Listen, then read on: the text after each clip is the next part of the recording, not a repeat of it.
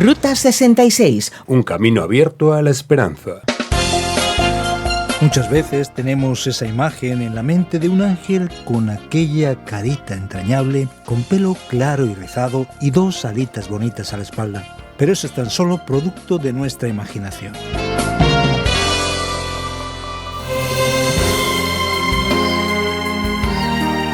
Aquí estamos ante la mayor aventura de tu vida, querido oyente. El programa Ruta 66 nos acerca al mensaje de esperanza del libro de los libros, de esos 66 libros de la Biblia. Ruta 66 es un programa original del profesor de Biblia Luis Sayau, producido por Radio Encuentro, Radio Transmundial de España, traducido por Mateus Rodríguez y presentado y adaptado por el profesor de Biblia y comunicador Fernando Díaz Sarmiento. Y una vez más te saluda Esperanza Suárez. Nuestro viaje por el Evangelio de Lucas llega a su etapa final explorando el capítulo 24, donde hablamos del tema Vida que nace en la muerte. Te vas a emocionar con el mayor acontecimiento de la historia que estremeció a la humanidad y transformó el mundo: la resurrección de Jesús, sus evidencias y consecuencias. La desesperación se acabó, el miedo se marchó, Él venció la muerte. Esta es nuestra esperanza. ¿Será también la tuya? Así es, querido oyente. Sabemos muy bien que después de todo lo que le ocurrió a Cristo Jesús en su pasión, Jesús va a resucitar de entre los muertos, mostrando su poder, enseñando su divinidad y trayendo esperanza a todos nosotros. Así que vamos a mirar aquí, en la Nueva Versión Internacional, el inicio del capítulo 24, que empieza así. El primer día de la semana, muy de mañana, las mujeres fueron al sepulcro llevando las especias aromáticas que habían preparado. Encontraron que había sido quitada la piedra que cubría el sepulcro, y al entrar no hallaron el cuerpo del Señor Jesús. Mientras se preguntaban qué habría pasado, se les presentaron dos hombres con ropas resplandecientes. Asustadas, se postraron sobre su rostro, pero ellos les dijeron: ¿Por qué buscáis entre los muertos al que vive? No está aquí, ha resucitado. Acordaos de lo que os dijo cuando todavía estaba con vosotros en Galilea. El Hijo del Hombre tiene que ser entregado en manos de hombres pecadores y ser crucificado, pero al tercer día resucitará. Entonces ellas se acordaron de las palabras de Jesús. Lucas empieza curiosamente hablando sobre la resurrección, poniendo el enfoque en las mujeres. Recuerda que Lucas es el Evangelio dirigido a los pobres, a los necesitados, a las mujeres y también a los gentiles. Y fíjate en lo interesante que es, porque aunque las mujeres no fueran vistas de manera muy especial en los tiempos del Nuevo Testamento, y aunque esa postura las dejaba en un segundo plano, vemos aquí la posición especial que ellas tienen en la historia cuando ellas aparecen justo después del momento de la resurrección de Jesús. Allí vemos la figura de dos hombres que tienen ropas que brillan como la luz del sol, seguramente una referencia a seres angelicales, y el anuncio se hace: Jesús resucitó, tal como lo había predicho. Así que cuando volvieron del sepulcro, les contaron todas estas cosas a los 11 y a todos los demás. Por supuesto, menciona a 11 porque no se incluye el nombre de Judas Iscariote entre los apóstoles. Lucas va a ser también bastante detallista al relatar los nombres de las que les contaron estas cosas a los apóstoles. Eran María Magdalena, Juana, María la madre de Jacobo y las demás que las acompañaban. Pero fíjate qué cosa más impresionante. Quizás te quedes pensando que hoy en día las personas tienen una fe muy pequeña y que los cristianos son débiles. ¿Pero quieres ver cómo era el panorama en el tiempo del Nuevo Testamento? Los discípulos, aún habiendo sido avisados por Jesús de que Él habría de resucitar, no les creen a las mujeres cuando llegan alegres, felices y fatigadas. El relato les pareció una tontería, así que no las creyeron. ¿No es impresionante, querido oyente? Pedro, sin embargo, salió corriendo al sepulcro. Siempre ahí tenemos a Pedro, con toda su impulsividad. Se asomó y vio solo las vendas de lino. Luego volvió a su casa extrañado de lo que había sucedido. Pedro entonces va a certificar si Jesús resucitó o no y empieza a darse cuenta de la realidad de la resurrección. Observa que el Nuevo Testamento procura destacar la resurrección como un hecho real, no como algo solamente espiritual, fantasmagórico o psicológico. Es interesante que tenemos a partir del versículo 13 un acontecimiento que solo aparecerá en Lucas. El texto nos dice que 2 de los discípulos iban de camino a un pueblo llamado Emaús, que está a 11 kilómetros de Jerusalén, y ellos estaban conversando sobre lo que había ocurrido. Sucedió que mientras hablaban y discutían, Jesús mismo se acercó y comenzó a caminar con ellos, pero no lo reconocieron, pues sus ojos estaban velados.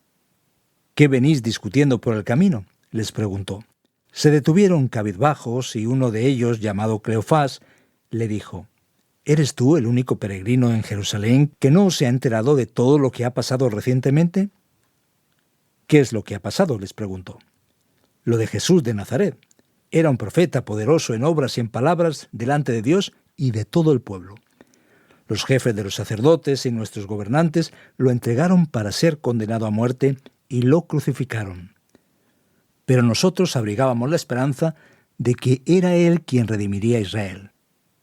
Es más, ya hace 3 días que sucedió todo esto. También algunas mujeres de nuestro grupo nos dejaron asombrados. Esta mañana, muy temprano, fueron al sepulcro, pero no hallaron su cuerpo. Cuando volvieron, nos contaron que se les había aparecido unos ángeles, quienes les dijeron que él estaba vivo. Algunos de nuestros compañeros fueron después al sepulcro y lo encontraron tal como lo habían dicho las mujeres, pero a él no lo vieron». Entonces, en ese momento, Jesús se pone a hablarles de forma profunda. «¡Qué torpes sois!», les dijo, «y qué tardos de corazón para creer todo lo que han dicho los profetas. ¿Acaso no tenía que sufrir el Cristo estas cosas antes de entrar en la gloria?». Entonces, comenzando por Moisés y por todos los profetas, les explicó lo que se refería a él en todas las Escrituras. Al acercarse al pueblo donde se dirigían, Jesús hizo como que iba más lejos, pero ellos insistieron: «Quédate con nosotros, que está atardeciendo. Ya es casi de noche». Así que entró para quedarse con ellos. Luego, estando con ellos en la mesa, fíjate, querido oyente, en qué situación tan interesante, tomó el pan, lo bendijo, lo partió y se lo dio. Entonces se les abrieron los ojos y lo reconocieron, pero él desapareció. ¡Qué cosa más asombrosa! Entonces se decían el uno al otro: ¿no ardía nuestro corazón mientras conversaba con nosotros en el camino y nos explicaba las Escrituras? Ellos no fueron capaces de entender y de ver que era Jesús. ¿Por qué Lucas se empeña tanto en enseñar las cosas de esa forma? Para que quede bastante claro que no se trataba de una simple aparición de Jesús. Los discípulos que están ahí a su lado están hablando con él, pero no saben que es él mismo. Por eso nadie puede decir que ellos querían ver a Jesús y que fue algo psicológico. Todo lo contrario, fue algo nítidamente real, claro, histórico y objetivo. Así que ellos volvieron rápidamente a Jerusalén, encontraron a los 11 apóstoles y a todos los demás reunidos, y todos allí decían: «Es cierto, el Señor ha resucitado y se le ha parecido a Simón». Los dos, por su parte, contaron lo que les había sucedido en el camino y cómo habían reconocido a Jesús cuando partió el pan. Todavía estaban ellos hablando acerca de esto cuando Jesús mismo se puso en medio de ellos y les dijo: «Paz a vosotros». Es la famosa frase Shalom Aleichem, que significa paz a vosotros. Aterrorizados, creyeron que veían a un espíritu. Fíjate bien, presta atención. Observa tú que nos estás escuchando. A lo mejor dirás: eso de la resurrección es algo raro, no es posible. Mira lo que el texto bíblico dice. «¿Por qué os asustáis tanto?», les preguntó. «¿Por qué dudáis? Mirad mis manos y mis pies. Soy yo mismo. Tocadme y ved». Atención, querido oyente. Fíjate lo que Jesús señala. Un espíritu no tiene carne ni huesos, como veis que tengo yo. Dicho esto, les mostró las manos y los pies. Ellos no acababan de creerlo. ¿Lo ves? ¿Quién fue el que dijo que en los tiempos bíblicos la gente tenía bastante fe? Ellos todavía tenían dudas. Es muy interesante cómo Dios permite que la duda aparezca, como muestra su respuesta de manera contundente. Como ellos no acababan de creerlo, a causa de la alegría y del asombro, les preguntó: ¿tenéis aquí algo de comer? Le dieron un pedazo de pescado asado, así que lo tomó y se lo comió delante de ellos. Estoy seguro de que tú, querido oyente, jamás habrás visto a un espíritu fantasma comiéndose un pescado por ahí, o incluso comiendo un buen churrasco o una hamburguesa. Los espíritus y fantasmas seguramente no suelen comer ni en nuestra casa ni en ninguna otra parte. El texto entonces sigue adelante y dice: cuando todavía estaba yo con vosotros, les empezó a decir Jesús, os decía que tenía que cumplirse todo lo que está escrito acerca de mí en la ley de Moisés, en los profetas y en los salmos. Entonces les abrió el entendimiento para que comprendieran las Escrituras. Esto es lo que está escrito, les explicó, que el Cristo padecerá y resucitará al tercer día, y en su nombre se predicarán el arrepentimiento y el perdón de pecados a todas las naciones, comenzando por Jerusalén. Vosotros sois testigos de estas cosas. Ahora voy a enviaros lo que ha prometido mi Padre. Pero quedaros en la ciudad hasta que seáis revestidos del poder de lo alto. Después de esto, después de la expresión clara de Jesús mostrando su resurrección, es interesante que junto al enfoque que empieza en las mujeres, ahora también se añade la idea de que el Evangelio va a ser predicado a los gentiles. Lucas mantiene su énfasis y relata: después los llevó Jesús hasta Betania. Allí alzó las manos y los bendijo. Sucedió que mientras los bendecía, se alejó de ellos y fue llevado al cielo. Ellos entonces lo adoraron, y luego regresaron a Jerusalén con gran alegría, y estaban continuamente en el templo alabando a Dios. Lucas termina con la ascensión de Jesús. Jesús es llevado, o mejor aún, elevado al cielo, y ellos lo adoran. Esto significa que ellos reconocen no solamente que Jesús es el Mesías, no solamente que tiene poder sobre la muerte a través de su resurrección, sino que es divino, digno de adoración. Mi querido oyente, necesitamos una nueva y verdadera vida para vencer y conquistar la muerte. Para ello es necesario poner atención y abrir plenamente el corazón a Jesucristo, el Señor resucitado que demostró de manera rotunda el poder de Dios. Sí, en Él podemos experimentar la verdadera vida, la vida que nace de la muerte.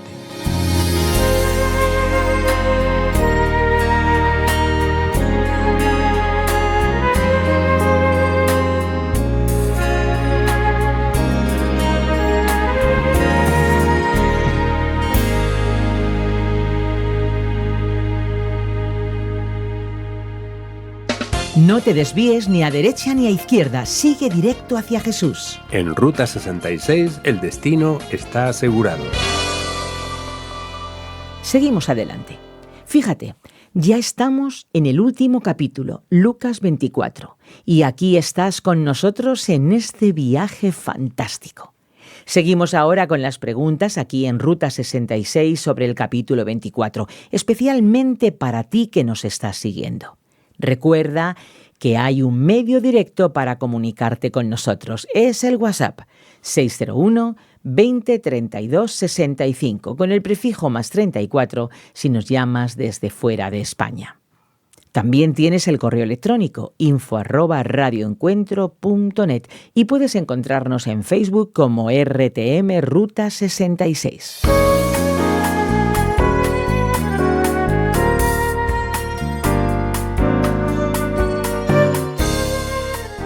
Estamos acercándonos aquí en la muerte y resurrección de Jesús. Pero, ¿qué clase de funeral es este? ¿Especias, perfume, sábana, tela de lino? ¿Qué tipo de entierro fue el de Jesús? ¿Dónde está el ataúd? ¿Qué pasa con el cementerio? Pues sí. De hecho, si no entendemos aquí la diferencia de las costumbres y de la cultura local, se hace complicado comprender lo que sucedió en el entierro y la resurrección de Jesús.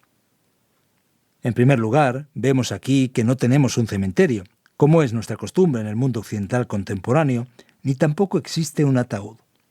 El cuerpo de un fallecido era tratado con una especie de bálsamo, especias, perfumes y ungüentos. Era la costumbre. Sabemos que incluso algo muy sofisticado y detallado se hacía, por ejemplo, en Egipto con los faraones. Así que Jesús tuvo su cuerpo preparado para ser sepultado de esa manera y fue envuelto en telas. De hecho, es interesante que lo menciones porque cuando Pedro se va al lugar y encuentra las telas de lino, él tiene la certeza de que Jesús de hecho resucitó. Jesús también fue envuelto en una sábana y su cuerpo fue puesto en un lugar cavado en la roca, conforme vemos aquí al final del capítulo 23, repitiendo aquello que está también en el libro de Mateo. Así que por eso tiene sentido de que sea una especie de agujero, cavado en la roca, cerrado y con una piedra grande. Porque de lo contrario, piénsatelo, Jesús levantándose desde dentro de la tierra, saliendo como si hubiera roto el ataúd. El contexto, la verdad es que es bastante diferente, con lo cual esa explicación técnica es importante para que se pueda comprender correctamente lo que ocurre aquí en los Evangelios. Ahora bien, para comprender lo que está pasando, cuando las mujeres se fueron al lugar, ¿quién se aparece a ellas? ¿2 hombres? ¿2 ángeles? ¿De verdad son 2? Estoy hablando del versículo 4. Quisiera entender mejor esa situación. La cuestión es la siguiente. De hecho, ya hemos mencionado aquí que hay lugares en los Evangelios donde se habla de 2 ángeles y lugares donde se habla de 1, y aquí vemos a 2 hombres. Lo que ocurre es que muchas veces la Biblia se refiere a los ángeles como si fuesen hombres. Ellos son llamados hombres y también mensajeros, y sabemos que son seres angelicales. Se les llama hombres porque son vistos como hombres. Muchas veces tenemos esa imagen en la mente de un ángel con aquella carita entrañable, con el pelo claro y rizado y 2 alitas bonitas a la espalda. Pero eso es tan solo producto de nuestra imaginación, por así decirlo, antigua, casi medieval. No es lo que aparece aquí en la Biblia. Tanto es así que a veces una persona encuentra un ángel y ni siquiera sabe que es un ángel, sino que ella piensa que es un hombre.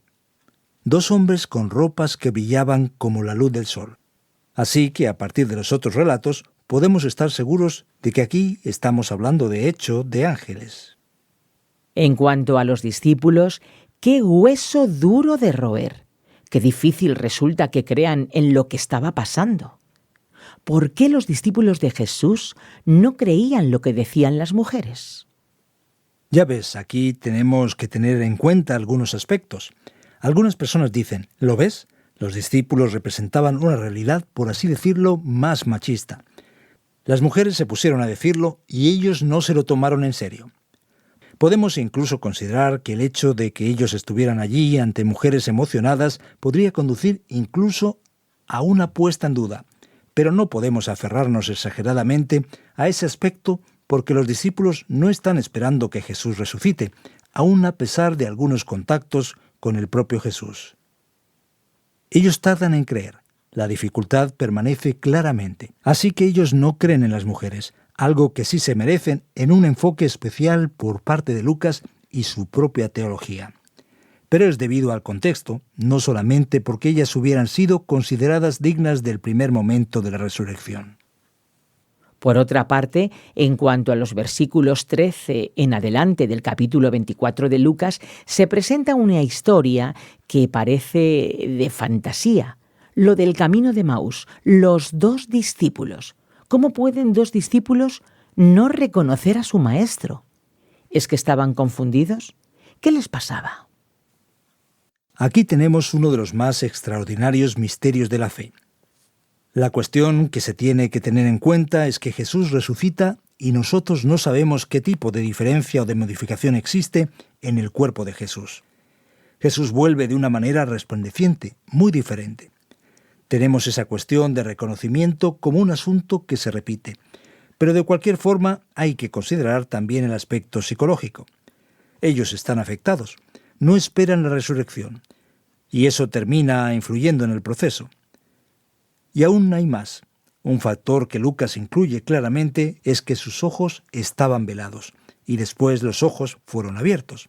Así que tenemos una especie de método pasivo aquí, que también se usa en otros ambientes y contextos, por ejemplo en Juan. Algunos estudiosos lo llaman pasivo divino, que no dice explícitamente que Dios intervino para impedirles ver. Pero está claro que el sujeto de esa acción descrita en el momento pasivo es el propio Dios. Así que hay un elemento aquí de parte de Dios que no deja que ellos vean plenamente para después abrirles los ojos en el momento adecuado y correcto. Por eso es que esa cuestión todavía permanece un tanto misteriosa. En la eternidad, desde luego, podremos ver los detalles en cuanto a este interrogante y muchos más. Hablando de la resurrección en sí, ¿cómo puede un ser espiritual como es Jesús resucitado comer pescado ahora? ¿Es que podía irse a la playa a comer unas sardinillas fritas? ¿Cómo es esto? Ya ves, un pescadito a la brasa será literal. El Nuevo Testamento se esfuerza en demostrar que todo ocurrió de verdad. Los discípulos, por ejemplo, se confundieron con Jesús muchas veces. Se quedaron confundidos, hechos un lío. No saben si es Él, pero no hay dudas. De verdad es Jesús el que parece. Y cuando Jesús llega, ellos se quedan pensando, y Jesús dice, ¿queréis ver que no soy un fantasma? Si tenéis dudas, vamos a comer entonces. Esa es la prueba, desde luego, de que Jesús llega a ese sitio con un cuerpo. Eso es importante, porque el cuerpo resucitado tiene un valor muy grande. Y al revés de la mentalidad de determinadas regiones de Oriente, el cuerpo no es una mera ropa del alma, ni tampoco es una especie de materia inferior. Jesús aparece con su cuerpo, y para comprobarlo totalmente tenemos el hecho de que se pone a comer pescado asado. Así que observemos, la tumba está vacía. Jesús se aparece a María Magdalena, también a otras mujeres. Se aparece a 2 en el camino de Maús, también a Pedro, a los 11 discípulos que están en el cenáculo, a los 7 discípulos que están pescando. 11 discípulos lo ven en el monte. Después más de 500 discípulos desconocidos también lo ven. Según 1 Corintios 15, también se aparece a Jacobo, se aparece a sus discípulos en el momento de la ascensión aquí en Lucas y también a Pablo en Damasco. Todo eso para que no quede ninguna duda de que Él resucitó de verdad. Así es, aleluya. Ahora, para terminar, da la impresión de que Lucas aquí en su teología tiene algunas peculiaridades. Sus énfasis particulares en las mujeres, en la sociedad. ¿Cuál es su visión? De hecho, Lucas muestra sus aspectos peculiares. Como has anticipado, él les da una atención especial a las mujeres. No solamente habla de ellas, sino que menciona sus nombres, lo cual es algo muy especial y diferente en el contexto de la época. Después vemos a Lucas mencionando, por ejemplo, que los discípulos debían quedarse en Jerusalén esperando allí la promesa del Padre y que da un énfasis muy fuerte en el Espíritu Santo que se verá reflejado todavía con más detalle en el libro de Hechos. Y además, él dice que ese evangelio va a alcanzar a las naciones, ya en ese momento, mostrando una vez más el enfoque dado a los gentiles. Así que esas peculiaridades marcan el libro de Lucas en el desenlace del Evangelio, cuando menciona y relata la resurrección de Jesús. Muchas gracias por las respuestas y por una aventura más en este Evangelio. Y para ti que nos sigues, no te vayas, que viene ahora la aplicación de este estudio.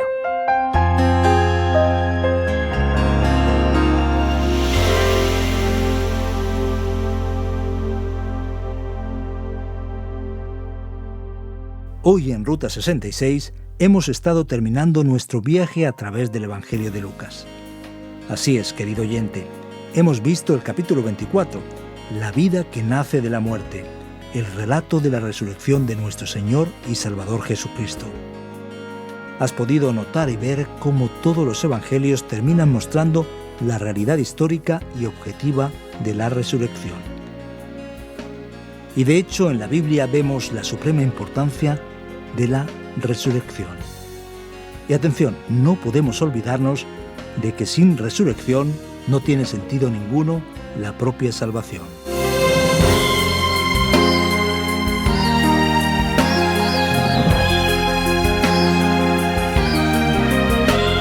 Aquí termina otra edición de Ruta 66, querido oyente. Gracias a Dios hemos vencido otra etapa de este viaje por el libro de los libros. Pero se avecinan nuevas aventuras. ¿Te apuntas?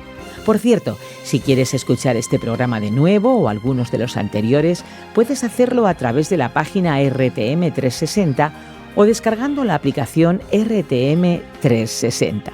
Cuéntanos desde dónde nos escuchas. Déjanos un saludo y tus impresiones del programa en nuestro WhatsApp 601 20 32 65 con el prefijo +34 si nos llamas desde fuera de España. También tienes el correo electrónico info@radioencuentro.net y además puedes encontrarnos en Facebook como RTM Ruta 66. Estuvo a los mandos técnicos Andrés Ocampo y te acompañó Esperanza Suárez. Hasta la próxima. Contamos contigo en nuestra particular Ruta 66, un camino abierto a la esperanza, un encuentro con el autor de la vida.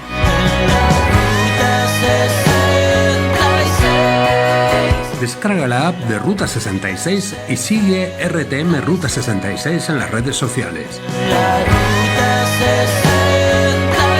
Aquí te esperamos.